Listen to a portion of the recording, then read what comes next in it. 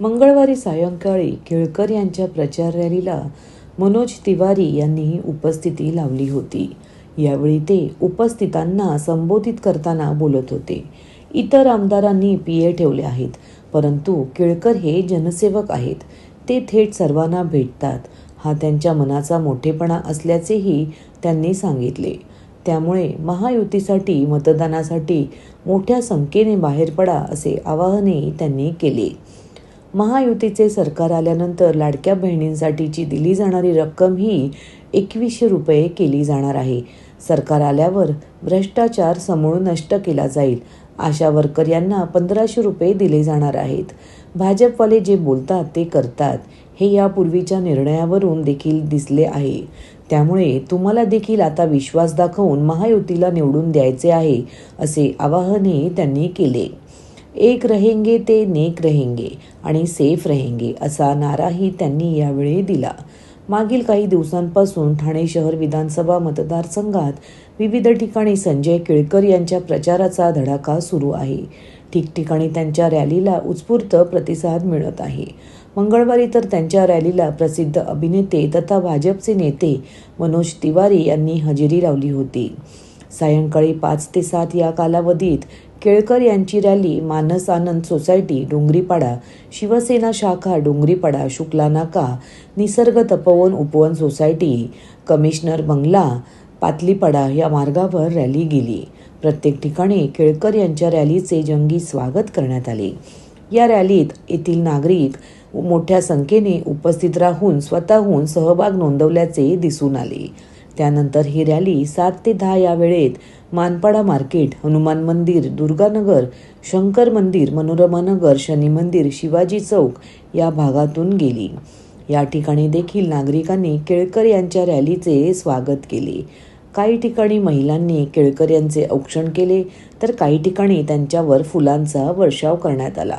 या रॅलीमध्ये भाजपचे माजी नगरसेवक मनोहर डुमरे, कविता पाटील, अर्चना मणेरा, परिवहन सदस्य विकास पाटील, सुरेश दळवी, सुनील नरे, अर्चना पाटील, श्रीराम ठाकूर, महेश कदम आदींनी सहभाग घेतला होता।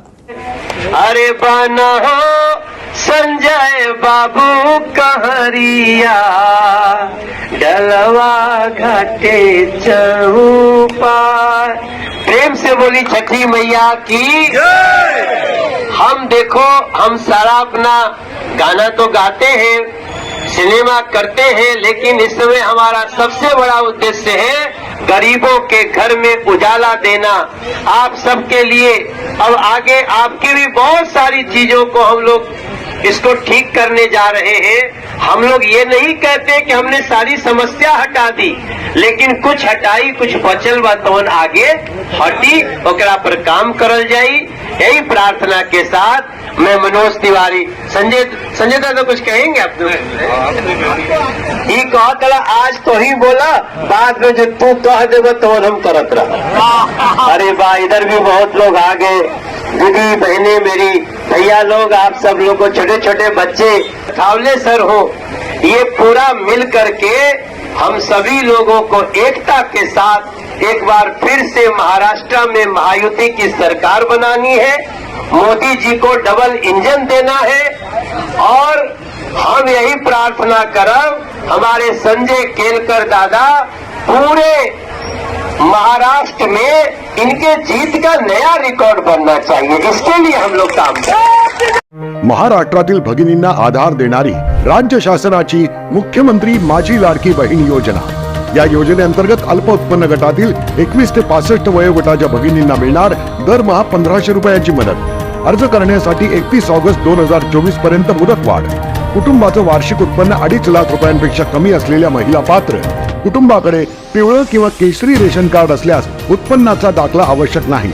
पांढरं रेशन कार्ड असेल किंवा रेशन कार्ड नसेल तर कुटुंबाचं वार्षिक उत्पन्न 2.5 लाखांपेक्षा कमी असल्याचा दाखला आवश्यक। योजनेसाठीचा ऑनलाईन अर्ज नारी शक्ती दूत ॲप वरून किंवा पोर्टलवर भरता येईल। ज्या भगिनींना ऑनलाईन अर्ज भरता येत नसेल त्यांच्यासाठी अंगणवाडी, ग्रामपंचायत, वॉर्ड ऑफिस, सेतू सुविधा केंद्रामध्ये किंवा आशाताई बचत गटाच्या CRP यांची मदत उपलब्ध। आता आपल्याला अभिमानाने म्हणता येईल, सुखी आणि सुरक्षित आहे माझी लाडकी बहीण। 148 विधानसभा मतदारसंघाचे महाविकास आघाडीचे लोकप्रिय उमेदवार राजन विचारे यांच्या प्रचार रॅलीचा धडाका सुरू आहे. सोमवारी हंसनगर, सिंगनगर, सिद्धेश्वर तलाव, पाटीलवाडी, रमाबाई नगर, गणेशवाडी, सहयोग, पाचपकाडी शाखा, गुरुकुल सोसायटी, आनंद सावली इथून निघालेल्या या प्रचार रॅलीचा समारोप मारुती मंदिर येथे करण्यात आला. तर जागोजागी राजन विचारे यांचे महिलांकडून औक्षण करण्यात आले व त्यांना शुभेच्छा देण्यात आल्या. तसेच या प्रचार रॅलीला मोठ्या प्रमाणात नागरिकांचा उत्साह दिसून येत होता. तर दुसऱ्यांदा ठाणेकर नागरिक मला ठाणे विधानसभेचा आमदार म्हणून काम करण्याची संधी देतील असा विश्वास राजन विचारे यांनी यावेळी व्यक्त केला.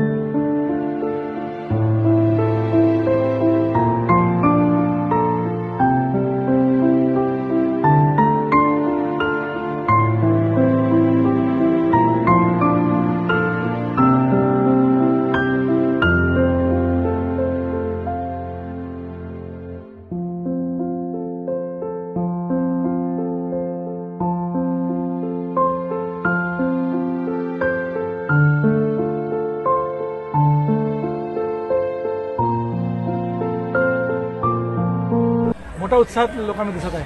मला वाटतं सर्व ठाणेकरांना मी धन्यवाद देतो.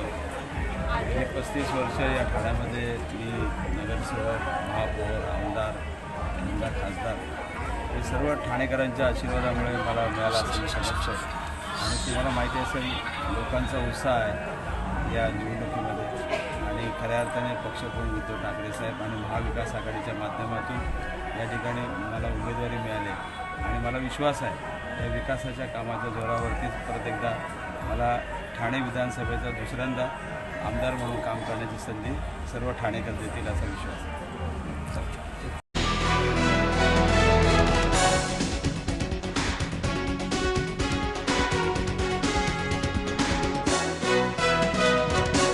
एकशे 147 कोपरी पाचपकाडी विधानसभा क्षेत्राचे लोकप्रिय अपक्ष उमेदवार मनोज शिंदे यांच्या प्रचारार्थ आज किसननगर परिसरातून रॅली काढण्यात आली. यावेळी मोठ्या संख्येने रॅलीमध्ये नागरिक सहभागी झाले होते. यावेळी Kisannagar, Balsara company, road number 16, Bhatwadi, garden hotel, Mahavir medical, Sairaj इमारत मार्गे एकता पतपेढी येथून ही रॅली पुढे रवाना झाली. या प्रसंगी मोठ्या संख्येने नारेबाजी करत कार्यकर्ते पुढे रवाना झाले. यावेळी उमेदवार मनोज शिंदे यांनी मतदारांशी संवाद साधला. तसेच घराणेशाहीला मनोज शिंदे यांनी विरोध केला असून केवळ निवडणुकीपुरता धर्मवीरांच्या नावाचा वापर केला जातो. मतदार देखील आता वैतागले आहेत, त्यांनाही बदल हवा आहे. शिवाय प्रलंबित असलेली सर्व विकास कामे पूर्ण करणार असल्याचे उमेदवार मनोज शिंदे यांनी यावेळी आश्वासन दिले आहे. आज जवळजवळ माझं संपूर्ण कोपरी पाचपकाडी 147 मतदारसंघ जी रॅली आहे, पदयात्रा रॅली ह्या सर्व जवळजवळ पूर्ण झालेलं आहे. आता डोअर टू डोअर हे राहणार आहे माझं, त्याच्याकडे जास्त लक्ष राहणार आहे. नागरिकांना आव्हान आम्ही करणार आहोत आणि 18 तारखेची एक मोठी बाईक रॅली वगैरे असेल ते तुम्हाला जसं जसं आहे ती कळवलं जाईल.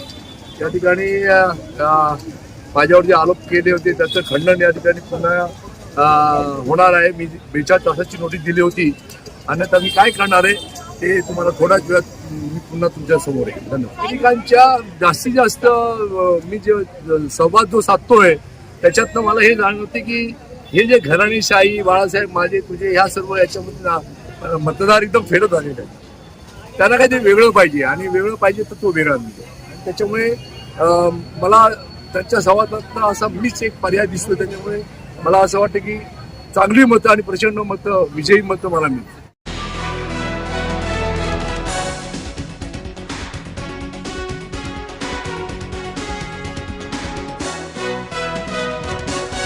गेल्या 2.5 वर्षात सत्तेसाठी हपापलेले नेते आपण बघितले.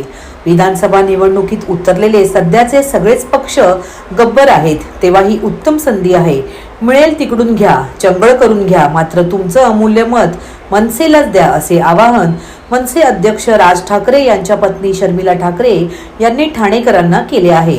ठाणे शहर विधानसभा मतदारसंघातील महाराष्ट्र नवनिर्माण सेनेचे अधिकृत उमेदवार अविनाश जाधव, ओवळा माजिवड्यातील संदीप पाचंगे आणि मुंब्रा कळवा मतदारसंघातील सुशांत सूर्यराव यांच्या प्रचारार्थ मंगळवारी सायंकाळी शर्मिला ठाकरे यांच्या ठाण्यात 4 विविध ठिकाणी चौक सभा पार पडल्या. यावेळी चौक सभेत बोलताना त्यांनी जाहीरपणे हे भाष्य केले. कुणावरही टीका करायची नाही असे सांगून त्या पुढे म्हणाल्या, देशाला स्वातंत्र्य मिळून 75 वर्षे झाली. यातील 40 ते 45 वर्ष काँग्रेस व सहयोगी पक्ष सत्तेवर, तर काही वर्ष भाजप शिवसेना देखील सत्तेत होते. शिवसेना तर 46,000 कोटींचे बजेट असलेल्या मुंबई महापालिकेवर गेली 25 वर्षे सत्तेत होती. तरी अगदी साध्या सुविधाही नागरिकांना देऊ शकत नाही. ज्या आहेत त्या मूलभूत सुविधांचाही पुरता बोजावरा उडवलेला आहे. मुंबईत SRAची घरे म्हणजे अक्षरशः कोंबड्यांचे खुराडी बनली आहेत. या राजकारण्यांची भूक किती असू शकते, कुठेतरी थांबा, अशी शेलकी टीका शर्मिला ठाकरे यांनी केली. वास्तविक मुलं जन्मताच त्यांच्या नोंदीवर लोकसंख्येची कल्पना येते. त्यानुसार भविष्यात लागणाऱ्या आरोग्य, शिक्षण आदी सोयीसुविधा आपण का निर्माण करू शकत नाही, असा सवाल शर्मिला ठाकरे यांनी सरकारची इच्छाशक्तीच नसल्याची खंत व्यक्त केली.